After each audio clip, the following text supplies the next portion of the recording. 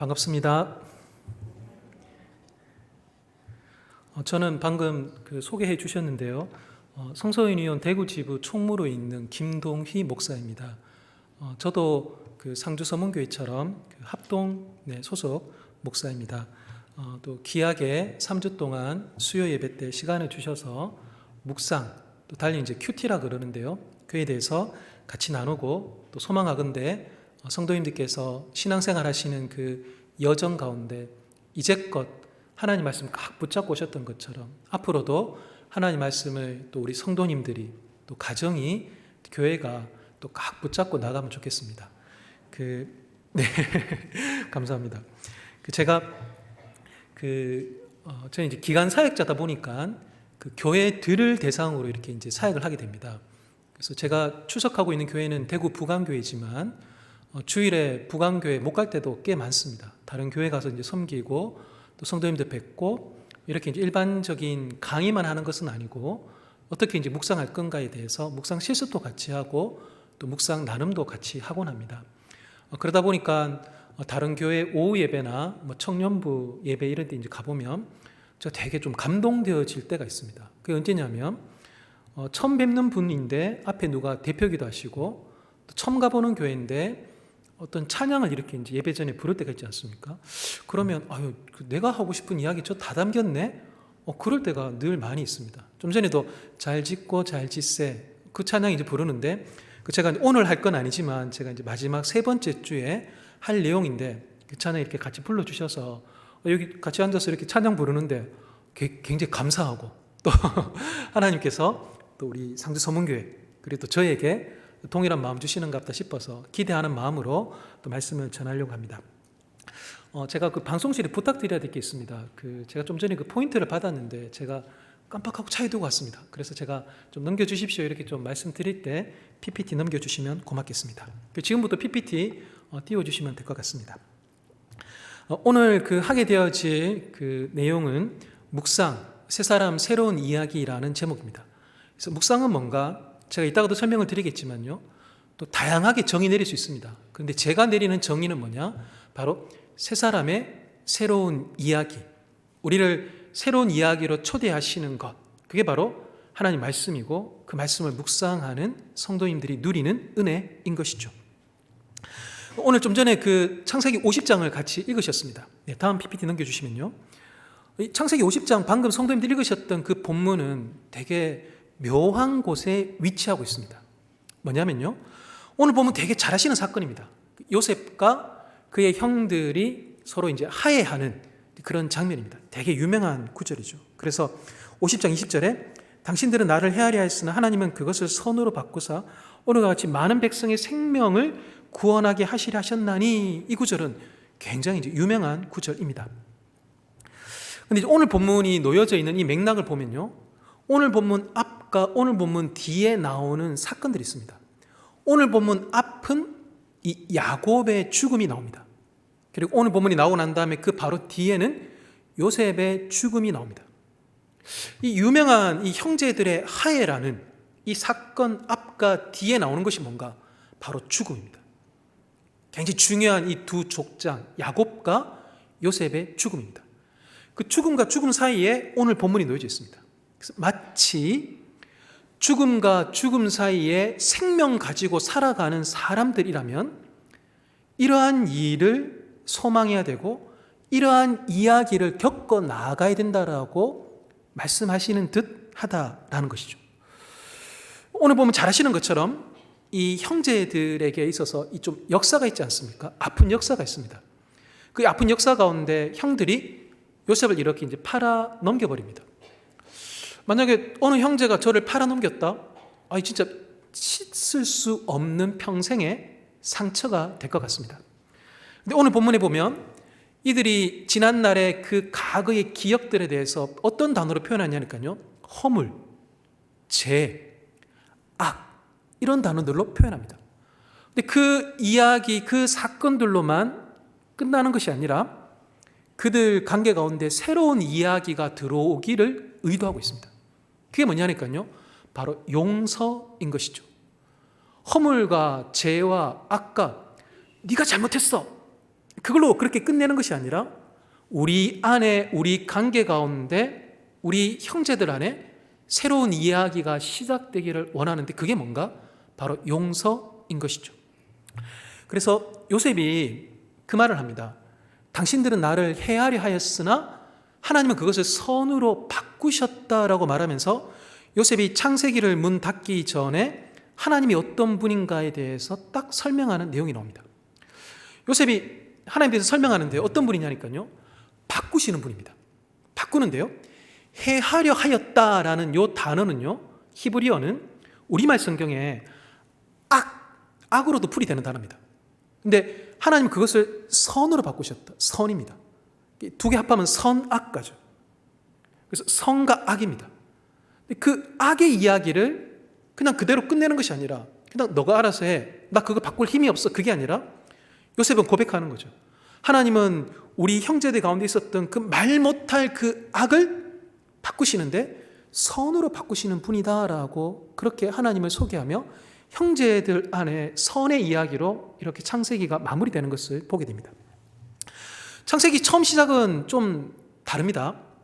창세기 처음 시작은 태초에 하나님이 천지를 창조하신다라고 말하면서 창세기는 처음에 하나님을 어떤 분으로 소개하는가? 바로 태초에 천지를 창조하시는 분으로 소개합니다.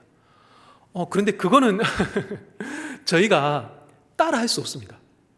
창세기 1장에 하나님께서 첫째 날, 둘째 날, 셋째 날 이렇게 쭉 말씀하시면서 창조의 역사를 펼쳐나가시는데, 그런데 그 중에 단 하나도 저희가 흉내낼 수 없는 것들입니다. 창세기 1장에 소개하는 하나님은 너무 영광스럽지만, 그러나 문제는 뭔가? 우리가 결코 따라할 수 없는, 범접할 수 없는 하나님. 그런데요, 창세기 마지막 50장에서 소개하고 있는 하나님 어떤 분인가? 우리가 따라갈 수 있고 우리가 흉내낼 수 있는 하나님이더라라는 것이죠.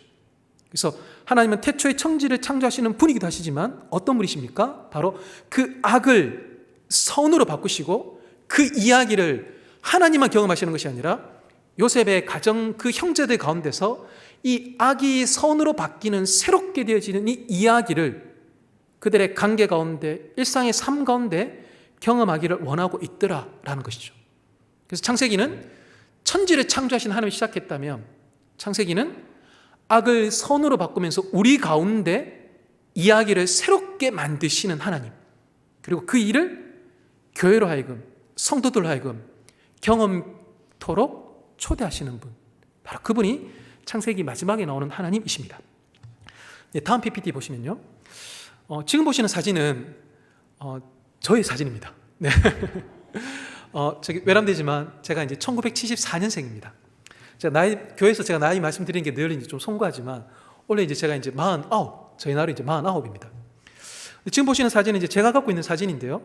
제가 가지고 있는 가장 어렸을 적의 저의 사진입니다. 요즘은 그 이제 출산할 때 보면 이제 스마트폰 이렇게 드리면 거기서 이제 간호사 선생님들이 이제 아이 이제 막 출산하고 나면 이제 첫 그 장면 있지 않습니까?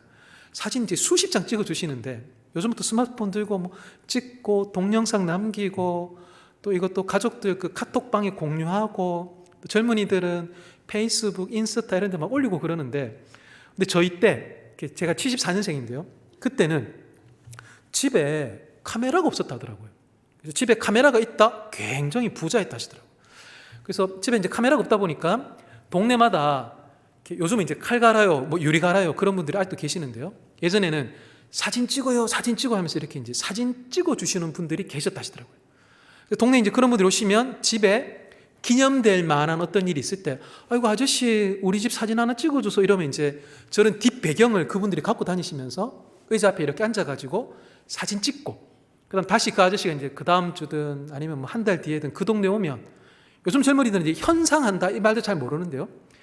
그 사진 이제 현상하셔가지고 이제 그걸 가져오시지 않습니까?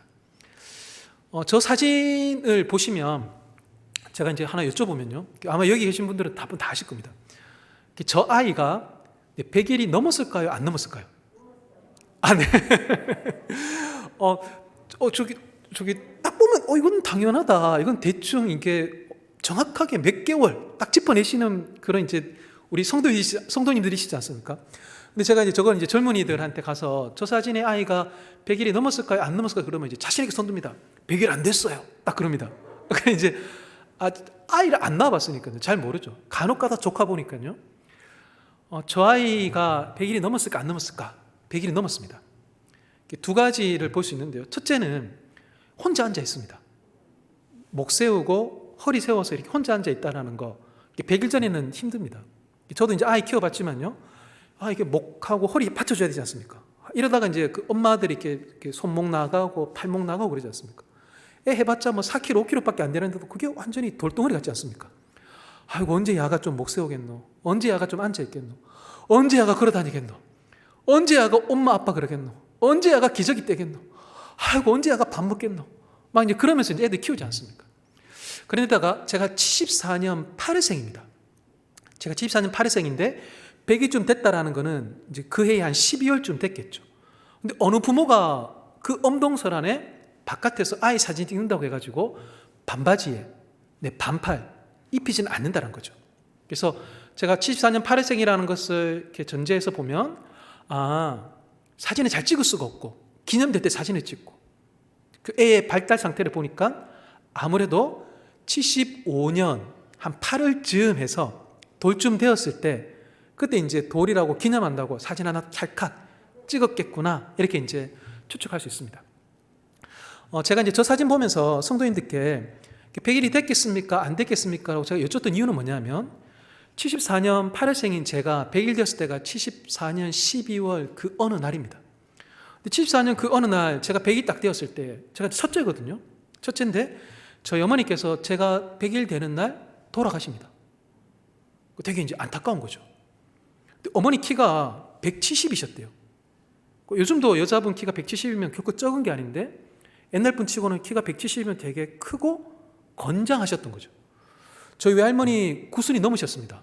지금도 정정하게 살아 계십니다. 아이고 동희야, 네 위해서 기도한대 그러시거든요.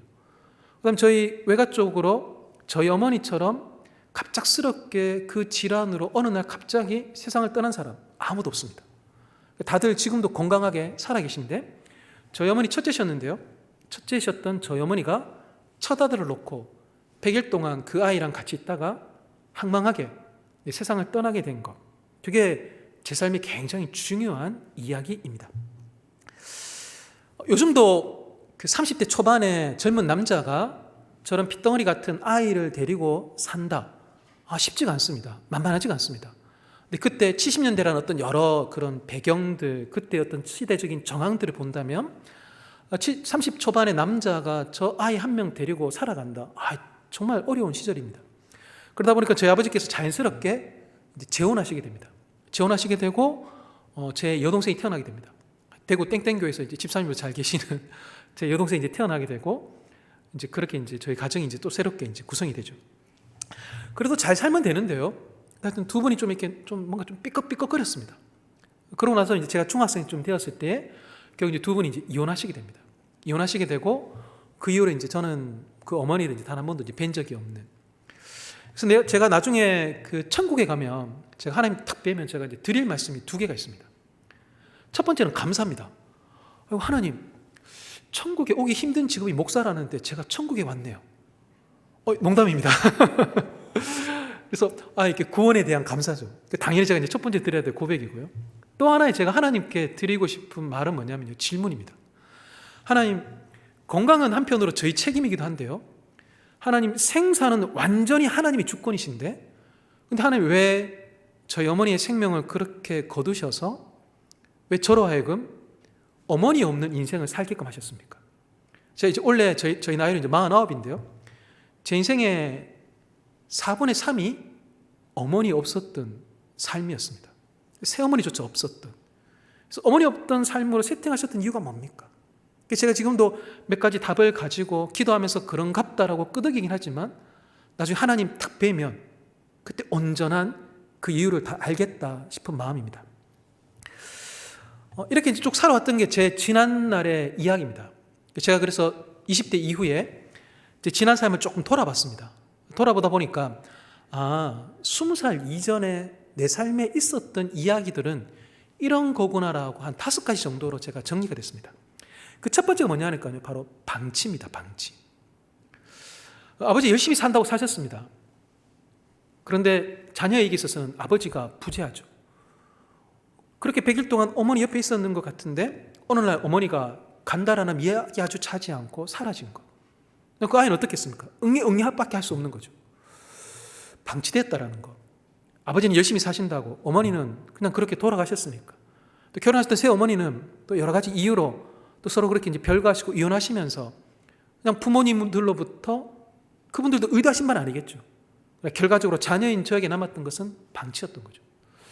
20살 이전의 삶을 돌아보니까 내 삶은 뭐였지? 아, 방치되었구나. 또 하나가 더 있습니다. 바로 강압입니다. 강압은 그거지 않습니까? 강제수로 이렇게 누른다라는 거거든요. 저희 아버지께서 2년 전에 이제 돌아가셨는데요. 아버지 이제 소천하신 분, 제가 뒷얘기하기 조금 송구하지만 사실이니까요. 저희 아버지는 어떤 분이냐니까 안 된다 그러면 안 되는 집. 그게 저희 집입니다. 딱 경상도 집입니다. 아버지 말도 많이 안 하시고 제가 이제 뭐라고 힘겹게 얘기를 꺼내면 듣고 난 다음에 안 된다. 그러면 절대 안 되는 집입니다. 그게 저희 집입니다. 제가 저 강압과 관련해서 제 되게 상처 중에 하나가 어떤 일이냐니까요. 제가 이제 고등학생 되었을 때 그때 이제 수학여행을 가는데 학교 다닐 때는 교복 입었으니까 평소에는 그냥 옷이 필요 없었는데 수학여행 가야 되다 보니까 좀 옷이 좀 필요했습니다. 그래서 아버지한테 제가 이제 어렵사리 이야기를 꺼냈습니다. 아버지, 잠바가 좀 필요하다고. 수학여행 봄에 가는데 봄 잠바 얇은 게 좀 하나 필요하다고. 저는 당연히 저희 아버지가 안 된다 그럴 줄 알았거든요. 근데 아버지가 가만히 보시더니만 진짜 애가 잠바가 없다라고 이제 아버지도 이제 아셨는지 잠바 사러 가자 딱 그러시는 거예요. 이게 웬일인가 싶었습니다. 근데 아버지가 저를 어디 데리고 가시냐니까요. 그 서문시장 옆에 보면 서문 지하상가라고 있습니다. 그 서문 지하상가에 저를 딱 데리고 가시더니만 그 가게에서 저를 보고 옷을 한번 골라보라 딱 그러시는 거예요. 마음이 좀 힘들었습니다. 그때만 해도 프로스펙스 정도만 해도 저희한테 되게 좋은 브랜드였는데 아버지가 저를 데리고 가신 건 이제 좀 다른 유형의 이제 옷 파는 가게였습니다. 거기를 딱 갔는데 제가 이제 마음이 좀 힘들었는데 그래도 저희 아버지 성격 아니까요. 아버지 다른데 안 된다. 여기서 골라라. 그런 분이니까요. 그래서 옷을 골라보자 최선을 다해서 골라보자 싶었습니다. 근데 최선을 다해서 골라가지고 제가 이제 흰색 잠바를 딱 골랐습니다. 흰색 잠바를 딱 골랐는데 저희 아버지가 딱 보시더니만 안 된다 그런 거예요. 왜 안 됩니까 아버지? 그랬더니만 흰색은 때 타서 빨래하기 힘들다. 저희 집은 이제 아버지 한번 말하면 이제 그 다음 안 됩니다. 그러더니 아버지가 이제 쭉 걸려져 있는 옷들 중에 하나를 딱 고르셨습니다. 고르셔서 이거 어떤가 싶어서 저한테 딱 가져오셨는데요. 이제 그 옷이 어떤 색깔이냐니까요. 교회 다니시는 분들은 너무너무 잘 아시는 색상입니다. 자주 접하시는 색상이십니다. 그게 뭐냐니까요. 교회 가면 장의자 있지 않습니까? 성도님들 좀 앉아 계시는데요. 그 장의자 그 색상 있죠. 약간 누리끼리하다라고 저희 말로 표현하는 거. 그 누리끼리한 색상의 잠바 있습니다. 근데 그 잠바가 점점 저에게 가까이 오는데 처음에 색상이 마음에 들지 않았는데 그 다음에 점점 제 눈앞에 저희 아버지가 딱 가지고 오는데 그 누리끼리한 그 색상 밑에 꽃무늬가 있습니다. 너무 놀랬죠. 이게 웬 꽃무늬가 싶어가지고. 그래서 제가 저희 아버지 성격 아니까요. 이거 괜찮다 하면 입어봐라 그러는데요. 거울 앞에 저를 딱 데리고 가시면 저를 딱 입히시는데 진짜 울며 겨자 먹기로 딱 입었습니다. 입었는데 입고 거울을 딱 보는데 너무 충격이었습니다. 왜냐하면 양쪽 어깨에 뽕이 들어가 있습니다. 노란 그 톤의 누리끼리한 그 색상, 은은한 그 꽃무늬, 양쪽 어깨에 들어가 있는 그 여기 양복도 이렇게 돼 있지 않습니까? 네, 그렇게 이제 딱 들어가 있는. 이제 그 서문시장 밑에 있는 서문지하상가인데 서문지하상가 옆에 서문교회 있고 서문교회 옆에 달성공원이 있습니다. 그러니까 이제 그 가게는 이제 어르신들을 겨냥한 가게였던 거죠. 근데 저희 아버지는 이제 아버지 눈에 맞으니까 데리고 가서는 이거 어떠냐 딱 하시는데 색상, 무늬, 스타일 다 마음에 들지 않았습니다. 근데 결과는 저희 아버지 승리죠. 그래서 이제 그 17 되어진 고등학교 1학년이 그 옷 입고 수학여행 갔던. 그래서 저희 집은 아버지가 안 된다 그러면 안 되는 집. 그게 이제 저희 집입니다. 그 다음 제가 지난 삶을 돌아보니까 제 인생에 남았던 게 뭐냐니까요. 부끄러움입니다. 저희 때는 한 반에 50명씩, 60명씩 이렇게 있었습니다. 중학생 때, 고등학생 때. 근데 제가 저희 반 애들하고 가만히 얘기 나눠보니까 저희 반 애들 중에서 부모님이 이혼한 경우는 없더라고요. 선생님 하시는 말씀도 제가 가만히 들어보고 또 반 애들하고 이야기 나눠봐도 그런 집이 없는 거예요. 그러니까 우리 집안에 있는 어떤 일, 그걸 밖에 나가서 이야기할 수 없다는 거. 이거 이제 부끄러움이지 않습니까? 누구에게도 말할 수 없는 집안에 숨겨져 있는 어떤 비밀들. 부끄럽다는 거죠. 그래서 안 그래도 내향적 성향인데 집안에 뭔가 자랑될 만한 일들, 자랑될 만한 어떤 스펙 가지고 있는 집이 아니다 보니까 뭔가 어디 나가서 우리 집은요, 우리 아버지는요, 나는요 이야기하기가 너무 부끄러웠던 거. 그게 저의 또 하나의 이야기였습니다.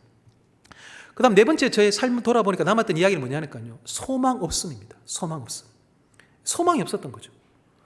아이고 목사님, 그런 믿음 없는 말을 하면 어떡하냐고. 주일날 교회 가셔가지고 중고등학생 때 부모님 그렇게 이혼하더라도 주일날 교회 가서 말씀 듣고 또한 선생님들이 공과하면서 선생님들이 위해서 기도해 줬을 것이고, 또 그때 80년대 90년대 때 중고등부가 얼마나 뜨거웠습니까? 중고등부 수련 완전히 불바다있지 않습니까? 수련회 가서 그렇게 하나님 앞에 기도하고 또 동기 또는 형들, 누나들 통해서 위로받았을 텐데 소망 없었다니. 그런 무슨 믿음 없는 말을 하냐고.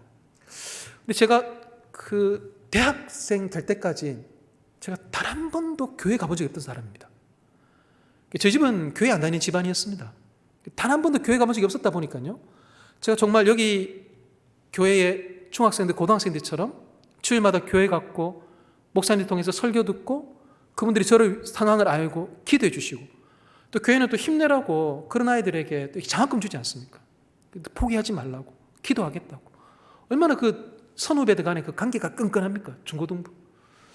그랬더라면 제가 저 시절 소망 붙잡고 갔을 텐데, 제가 교회라는 데를 가본 적이 없다 보니까 소망 없음으로 살았던 게 저의 10대 시절이었습니다. 제 지난 삶을 돌아보니까 마지막으로 남았던 또 하나의 그 이야기가 뭐냐니까요, 바로 죽음에 대한 공포입니다. 어머니께서 어느 날 갑작스럽게 건강하셨던 분이, 키가 170 되시는 분이, 기저질환이 없으셨던 분이 그날 갑작스러운 병으로 돌아가셨다 보니까 저도 마음이 이제 좀 쫄렸던 거죠. 혹시나 나도 어머니처럼 갑작스럽게 나도 그렇게 생을 마감하는 거 아닌가?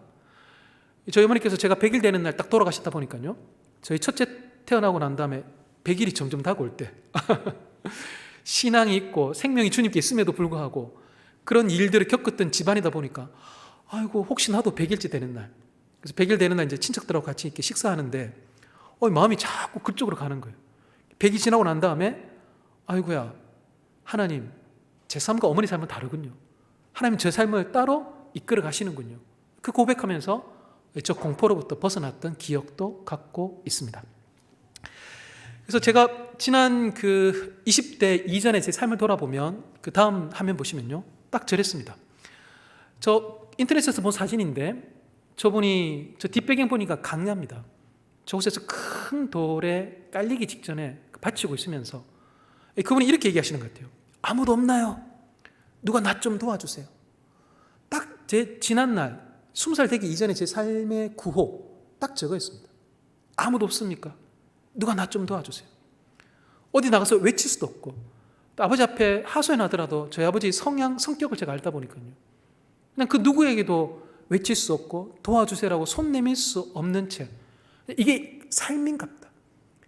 그 아이가 뭘 알겠습니까? 이게 인생인갑다라면서 살아갔던 지난 시간, 그게 저의 삶의 이야기들이었습니다.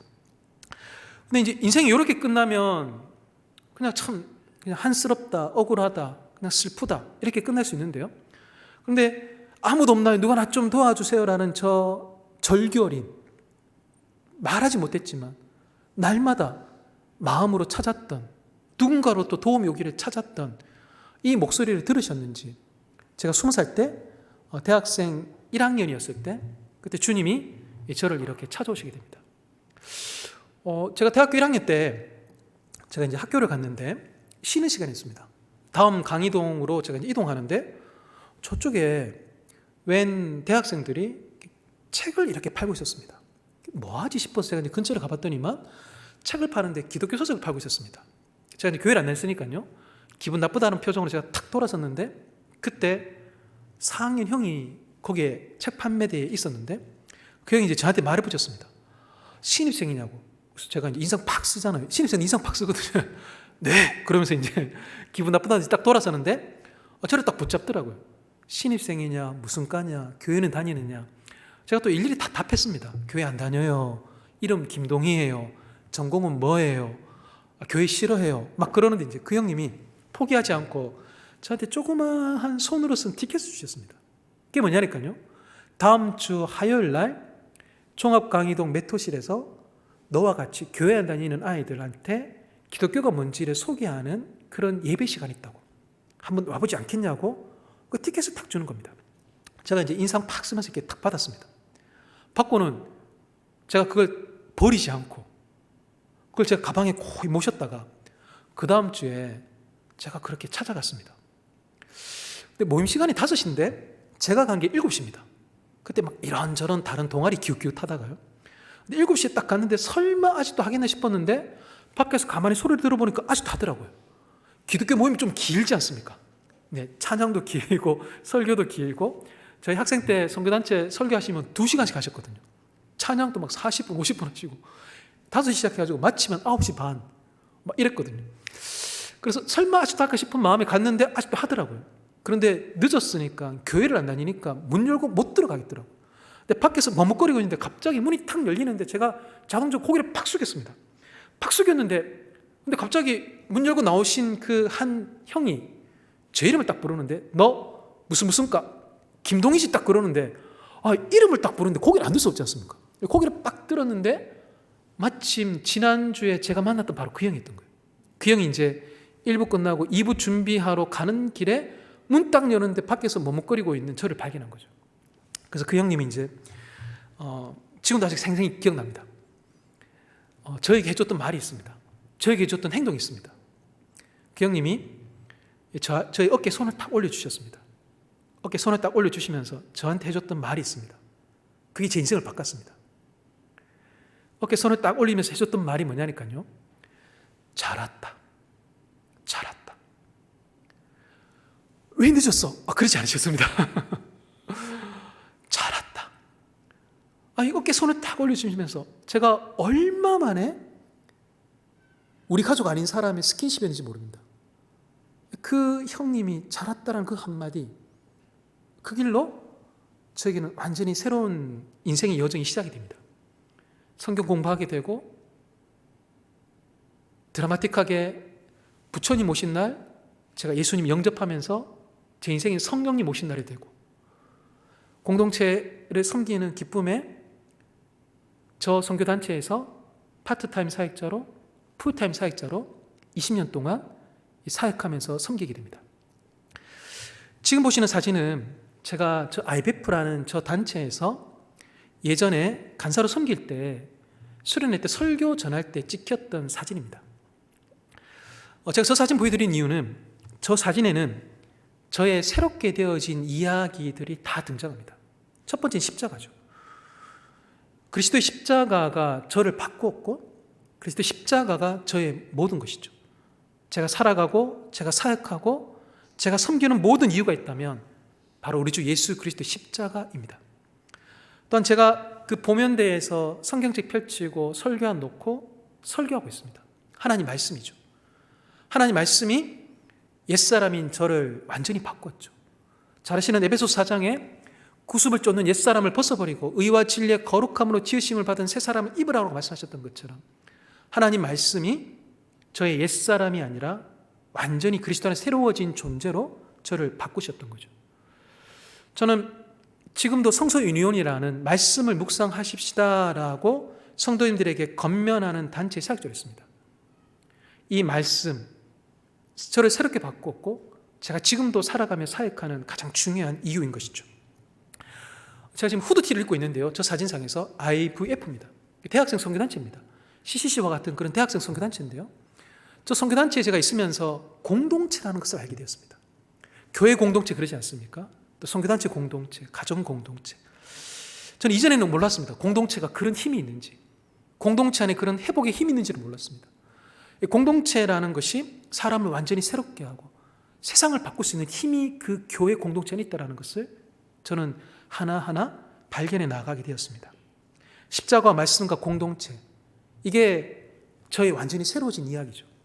이전에는 방치, 강화, 부끄러움, 그리고 소망 없음, 죽음에 대한 공포였다면 이젠 제가 살아가는 이야기는 바로 저것들입니다. 십자가와 말씀과 하나님의 교회인 것이죠. 다음 사진은 저희 가족 사진입니다. 저희 가족 사진인데요. 저기 좀 아이가 좀 많습니다. 저희 집에 자녀가 좀 많은데요. 5명입니다. 한국 출산율이 0.78명 그러는데요. 저희 집 출산율이 이제 5.0명입니다.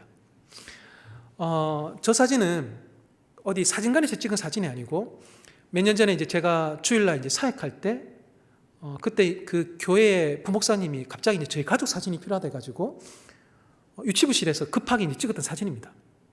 근데 저 사진은 저에 대한 많은 것들을 들려주고 있습니다. 제가 목사니까요. 주일날 이제 양복 입고 있지 않습니까? 제가 기독교인이 되었다라는 거. 이것도 정말 놀라운 일입니다. 그 다음, 제가 주일날 그 교회에서 목사로 있다라는 거. 제가 단 한 번도 상상해보지 못했던 저의 삶의 이야기입니다. 자, 그런데요. 제 옆에 이제 저의 아내입니다. 저는 결혼할 것이라고는 단 한 번도 생각하지 못했습니다. 왜냐하면 제 여동생이 있는데 제 여동생이 이제 저랑 티격태격 싸우지 않습니까? 그래서 이제 사춘기 때 서로 이제 막 말싸움 막 하지 않습니까? 그러면 이제 2살 터울이 이제 여동생인데요. 근데 그 여동생이 이제 저랑 이제 싸우면 이제 기분 나쁘니까요. 오빠랑 싸우고 나는데 기분 나쁘니까 방문 닫고 들어가면서 늘 했던 말이 있습니다.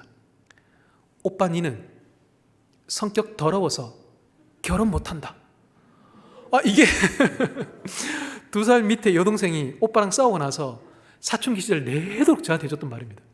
근데 제가 교회를 안 다니고 남녀공학도 아니고 남자중학교, 남자고등학교 다니다 보니까 제가 아는 저의 나이 또래의 유일한 여학생이 제 여동생입니다. 근데 유일한 여동생이 오빠에 대해서 내려주는 평가가 뭐냐니까 성격 더러운 놈, 그 다음에 결혼 못할 사람. 그러다 보니까 저는 그런 줄 알았습니다. 내가 참 성격이 안 좋구나. 나는 여자들한테 인기가 없구나. 난 그래서 결혼 못하겠구나. 그게 제가 정말 이렇게 한 4, 5년, 5, 6년 동안 내일이 바뀌었던 겁니다. 근데 아이고야, 제가 결혼했습니다. 할렐루야. 결혼할 줄 몰랐습니다. 근데 이제 결혼했습니다. 근데다가 저는 이제 애 한둘 놓겠지. 저랑 저 여동생도 이제 둘이니까요. 한둘 놓겠지 싶었는데, 5명입니다. 제가 단 한 번의 인생에 단 한 번도 생각하지 못했던 이제 삶의 이야기인 거죠. 그런데도 그 앞에 앉아 있는 그 왼쪽과 오른쪽에 있는 아이들이 있습니다. 흰색 티 입고 있는 애들인데요. 쌍둥이입니다. 그런데 저의 친가, 저의 처가 쪽으로 쌍둥이가 없습니다. 쌍둥이를 기대할 수 있는 집이 아닌데요, 유전적으로. 그런데 이제 하나님 저희 이제 셋째, 넷째 쌍둥이가 태어났고요. 그 다음에 정신 못 차리고 있다가 제가 지금 안고 있는 아이 5째.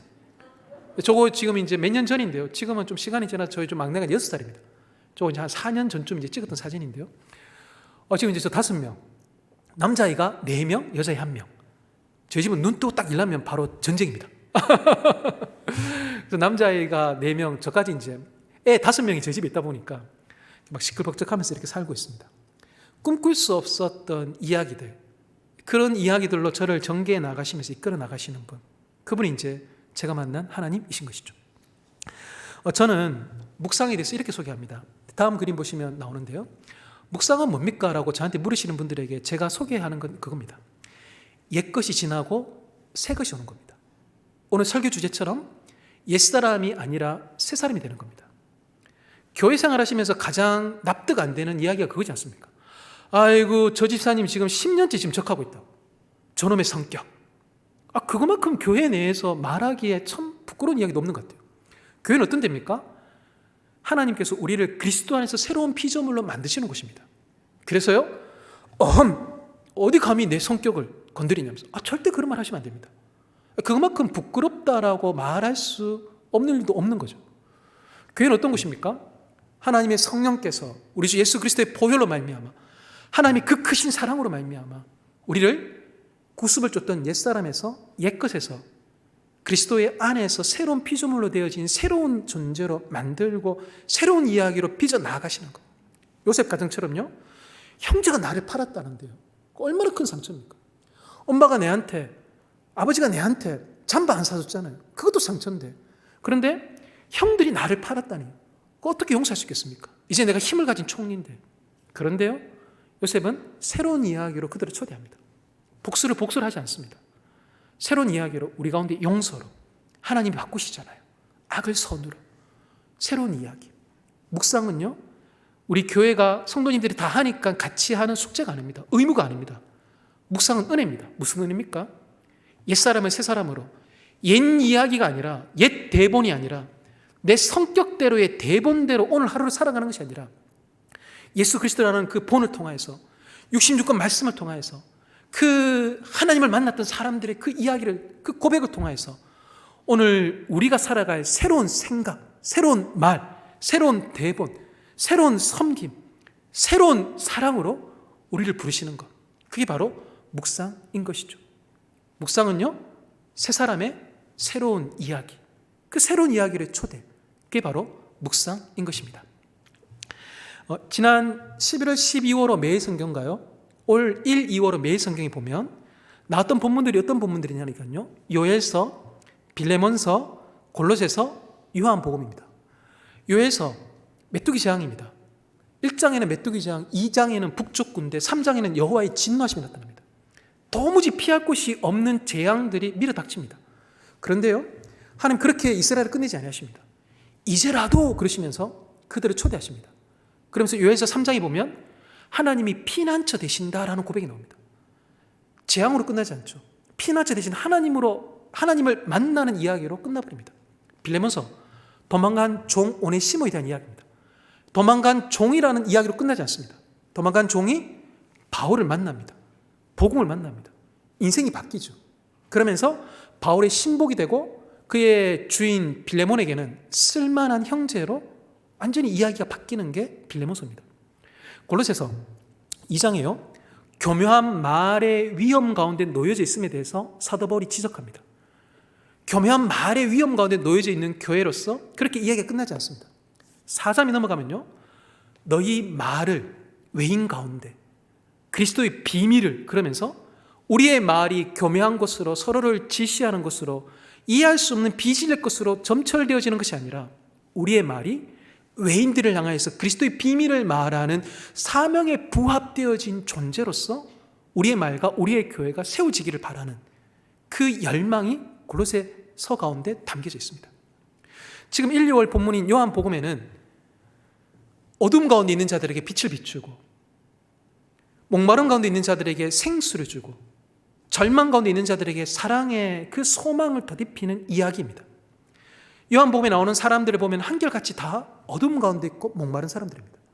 근데 그들을 향해서 우리 주 예수 그리스도께서 이리 와서 생수를 마시라고 말씀하시면서 누구든지 나오는 자에게 생수를 주고, 그리고 절망 가운데 있는 사람들, 사마리아 여인부터 시작해서 니고데모에게, 38년 된 병자에게, 날 때부터 맹인된 사람에게, 그리고 죽은 지 나흘이나 되어졌던 그 나사로를 찾아가시면서, 그리고 예수님을 부인함으로 말미암아 절망 가운데 있었던 그 베드로를 찾아가시면서 그들의 이야기가 그들의 실수와 그들이 타고났던 것들, 물려받았던 것들로서 그들의 이야기가 끝나는 것이 아니라 우리 주 예수 그리스도께서 그들의 인생의 양이 되시고 소망이 되시고 부활이 되시고 생명이 되심으로 말미암아 장차가 아니라 바로 지금 이 순간에 내 이야기를 새롭게 하실 부활의 권능을 가진 주님으로 나타나셔서 그 주님이 목자 되셔서 우리를 오늘도 새로운 이야기로 이끌어 나아가시는 것, 그게 바로 요한복음이죠. 그래서요, 지난 12월과 이번 1, 2월에 묵상하는 본문들을 가만히 생각해보고 그 주제들을 가만히 생각해보면 성경은 그겁니다. 우리를 새 사람, 새로운 이야기로 초대하고 있다라는 것에 결론에 이르지 아니할 수가 없더라라는 것이죠. 성서윤에서 나온 책이 있습니다. 바로 이 묵상의 여정이라는 책인데요, 박대영이라는 목사님이 쓰신 책인데, 이 묵상의 여정에 보면 이런 내용이 나옵니다. 묵상은 이제 하나님이 제시하시는 조건대로 하나님의 세계에 참여하도록 성경이 나를 이끌게 하는 일이다. 내 자아의 어둡고 좁고 음습한 창고를 벗어나, 저 옛 이야기죠. 어둡고 음습하고 그리고 저 좁은 창고, 성도님들 만나보면 어두움에 길들여져 계신 분들이 있습니다. 교회를 옴에도 불구하고 어둡고 좁고 음습한 창고에 그냥 그대로 계시는 분들이 있습니다. 나는 안 돼. 그러지 마십시오. 우리 주님은 그곳에서 벗어나 하나님의 거대하고 강하고 신비롭고 낯설면서 생명 가득한, 단 한 번도 경험해보지 못했던 그 이야기로 우리로 하여금 나아가게 하시는 것, 그게 묵상입니다. 묵상합시다. 말씀을 묵상합시다. 말씀을 읽읍시다. 말씀을 통독하고 말씀을 암송합시다. 그건 하나의 의무가 아닙니다. 지겨워 죽겠는데, 의무가 아닙니다. 그럼 바로 생명으로의 초대인 것이죠. 이젠 벗어납시다. 이젠 어둠에서 그만 벗어나서 생명의 빛으로 나아가는 초대, 그게 바로 묵상입니다. 제가 좋아하는 소설이 있습니다. 바로 도스토옙스키가 쓴 죄와 벌이라는 책입니다. 저 죄와 벌을 가만히 읽어보면 저게 합하면, 저 미nem사에서 나온 저 책 두 권 합하면 1200페이지 정도 됩니다. 저 책을 쭉 읽다 보면 그 라스콜니코프라는 그 주인공이 그 정단포에 있는 그 노파를 죽이는 그 사건인데요. 저 장면들이 쭉 이어지는데 정말 저 작가는 천재입니다. 그런데 제가 저 책 읽으면서 제가 늘 경험하는 건 뭐냐면 그겁니다. 이 1200페이지 되어지는 이 책이 전개되어지는 배경이 극히 좁습니다. 좁은 방 안에서 사건이 전개됩니다. 근데 그 다음 그림 나오는데요. 좁은 사람의 생각 안에서 저 내용들이 다 전개됩니다. 한결같이 좁은 방 안에서, 건물 안에서, 생각 안에서 저 1200페이지 내용이 쭉 전개되는데, 근데 저 죄와 벌 마지막에 나오는 저 문구, 저는 저 문구 때문에 저 책을 또 읽습니다. 그 문구 이렇게 나옵니다. 여기서 이미 새로운 이야기가, 한 인간이 점차 새로워지는 이야기이자 점차 다시 태어나는 이야기, 점차 하나의 세계에서 다른 세계로 옮겨가 여태껏 전혀 몰랐던 새로운 현실을 알아가는 이야기가 시작된다라면서 저 죄와 벌, 저 유명한 소설은 딱 마칩니다. 좁은 자아 가운데, 생각 가운데, 공간 가운데 갇혔던 자를, 비록 그가 노파를 살해함으로, 살인범으로 시베리아 형무소에 있지만 하나님 은혜를 베푸십니다. 사람들을 통하여, 하나님 말씀을 통하여. 저 라스콜니코프가 변화되어졌던 계기 중에 하나가 바로 이 요한복음입니다. 소설상에서. 그래서 그가 결국 나옵니다. 나오면서 저렇게 마칩니다. 새로운 이야기로, 새로워지는 이야기로, 다시 태어난 이야기로, 현실을 새롭게 인식하고 자각하면서 기독교적 세계관으로, 말씀의 눈으로 보는 존재로 거듭나게 되어지는 이야기, 저게 죄와 벌이죠. 소설가도 저런 이야기들을 적어내는데요. 그 다음 제가 책 한 권 더 소개해드리고 싶은 건 뭐냐면요, 바로 이 이어령 교수님이 쓰신 바로 이 마지막 수업입니다. 이어령 교수님 잘 아시는 분인데요. 이분이 지금 이제 그 말기 암을 지금 이제 겪으면서 투병생활을 하고 계십니다. 이분 원래 무신론자입니다. 근데 이분이 신앙생활을 시작하게 된 계기는 뭐냐니까요. 이분의 딸 이미나 목사님 계신데, 이 목사님이 또한 암 투병했고 암으로 돌아가십니다. 딸이 먼저 하나님께로 먼저 갔습니다. 그 딸의 투병과 딸의 죽음을 통해서 이분이 이제 신앙을 갖게 되거든요. 지금 이분도 이제 지금 이렇게 투병 생활하고 있습니다. 암으로. 자기 인생이 언제 하나님 부름으로 끝날지 모르다 보니까 이 이어령 교수님께서 한 기자와 같이 인터뷰를 했습니다. 그때 이제 기록했던 내용들을 책으로 냈는데요. 이 책을 제가 읽다가 깜짝 놀랐습니다. 뭐냐니까요. 이어령 교수님 이렇게 얘기합니다. 인생을 사셨고 우리나라의 한 지성인으로서 이렇게 사셨던 분이 이젠 삶의 끝자락에서 이런 고백을 합니다. 가장 부유한 삶은 이야기가 있는 삶이라네. 스토리텔링을 얼마나 갖고 있느냐가 그 사람의 럭셔리지. 똑같은 시간을 살아도 이야기거리가 없는 사람은 산 게 아니야. 스토리텔링이 럭셔리한 인생을 만들어. 이게 인생을 돌아보며 삶의 끝자락에 있는 한 시대를 풍미했던 지성인으로서, 신앙인으로서 삶을 돌아보면서 후배들에게 남기는 하나의 조언, 가장 부유한 삶은 무엇인가를 꽉 붙잡는 것이 아니라 하나님으로 말미암아 옛 이야기를 보내고 예수 그리스도 십자가로 새로운 이야기를 갖게 되어진, 새로운 이야기를 얼마나 많이 갖고 있는가에 대한, 그게 바로 진정한 부유한 삶이다라고 이 이어령 교수께서 말씀하시는 것을 보게 됩니다. 제가 아는 권사님 한 분 계십니다. 네, 그 다음 눌러주시면 되는데요. 그 권사님하고 제가 그 권사님 저기 대구 분이 아니시고 저는 이제 대구에서 사역하는데 그 권사님 저기 경기도 분이십니다. 근데 요즘 이제 코로나 때문에 온라인으로 이렇게 서로 많이 만나고 또 줌 어플을 통해서 서로 많이 만나고 강의도 듣고 또 줌 어플을 통해서 이제 묵상 나눔을 같이 하다 보니까요. 저희 묵상 나눔 모임에 이제 같이 하셨던 그 권사님이십니다. 이게 요즘 이제 이렇게 줌으로 이렇게 요즘 너무 많이 하다 보니까 제가 비록 이제 몸은 대구에 있지만 저희 그 대구 지부 많은 묵상 나눔 모임이 있는데 그 묵상 나눔 모임에 참여하시는 분들 중에 대구 분은 절반밖에 안 되십니다. 대구 경북 분들은. 나머지는 다 타지 분들이십니다. 근데 심지어 미국, 캐나다, 호주, 동경, 북경 상해에 계신 분들, 이런 분들하고도 이제는 다 줌으로 연결되어 가지고 나는 몸을 하니까 한편으로는 새로운 시대가 열렸다는 생각도 좀 듭니다. 저 권사님 제가 단 한 번도 뵌 적은 없습니다. 이렇게 온라인상에서만 저랑 같이 나눈 모임을 하셨던 분이신데요. 60대 중반의 분이십니다. 직장생활 하시다가 이제 은퇴하신 지 얼마 안 되신 분이신데요. 이분이 이제 나눔 모임을 하는데 자기 소개를 이렇게 쭉 하시고 자기 이야기를 하시는데 너무 힘든 삶을 사셨던 거예요. 나름 괜찮은 직업인데도 불구하고 가족, 또 시댁, 시어머니, 또 자녀 등등 너무 힘든 삶을 사셨던 거예요. 저 듣는데 이제 같이 그 온라인으로 나눔 모임 하는 분들이 듣는데 참 저 권사님 참 힘들게 사셨구나 싶은 마음이 다들 막 생길 정도로 되게 힘든 삶을 사셨더라고요. 근데 더 마음이 힘든 건 뭐냐니까요. 그냥 이전에 힘들었어요가 아니라 지금도 힘드신 거예요. 시어머니, 자녀, 남편, 또 여러 가지 정황들, 삶의 문제들 지금도 힘드신 거예요. 옛날에 힘들었어요 그러면 그냥 그게 옛날 추억이고 그냥 기억이고 그냥 그땐 그랬지 싶은데 근데 그때 힘들었던 일들이 다 끝난 게 아니라 지금도 이어지고 있는 거예요. 너무 지금도 쉽지 않은 삶을 사시는데요. 이분이 이제 첫 번째 모임, 두 번째 모임, 세 번째 모임 하는데 이분이 나눔하시는 중에 하셨던 단어가 있는데요. 그게 제가 첫 번째 모임, 두 번째 모임이 안 들리다가 세 번째 모임 나눔할 때 그때부터는 그 단어가 들렸는데 그게 뭐냐니까요. 바로 저겁니다. 하나님입니다. 제가 세 번째 그분하고 나눔 모임 딱 했을 때 제가 권사님께 말씀드렸습니다.